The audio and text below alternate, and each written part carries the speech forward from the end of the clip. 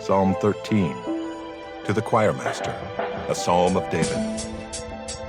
How long, O Lord, will you forget me forever?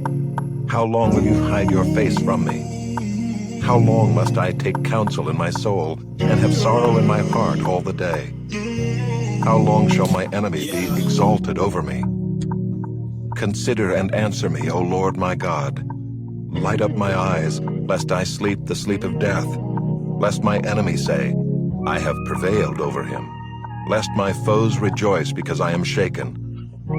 But I have trusted in your steadfast love. My heart shall rejoice in your salvation. I will sing to the Lord because he has dealt bountifully with me.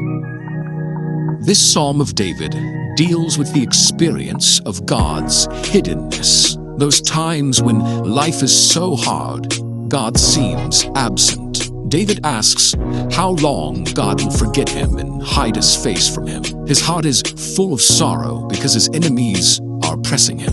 These oppressors even celebrate the bad things happening to David. When things get this bad, it is common for us to think God has abandoned us. Like David, the most natural way we process our experience is to question God. We say things like, where are you? Why aren't you acting? Why are you letting this happen?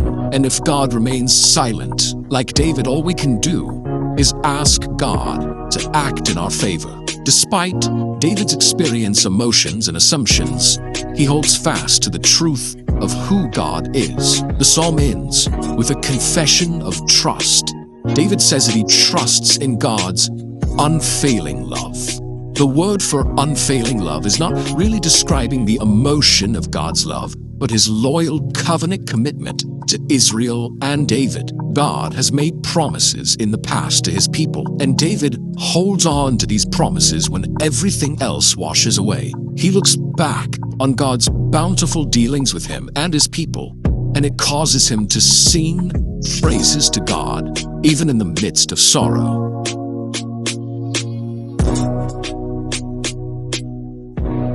The hiddenness would also be experienced by Jesus himself.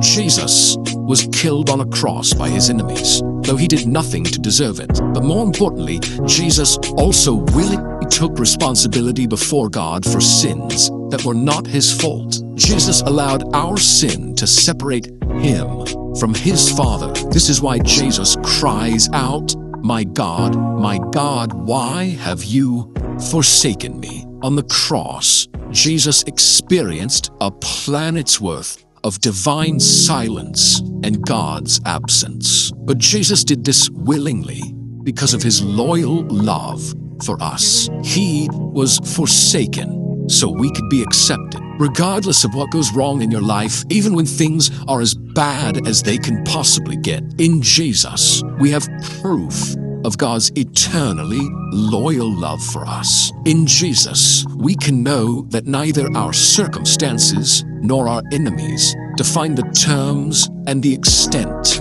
of God's love, but Jesus' death and resurrection do.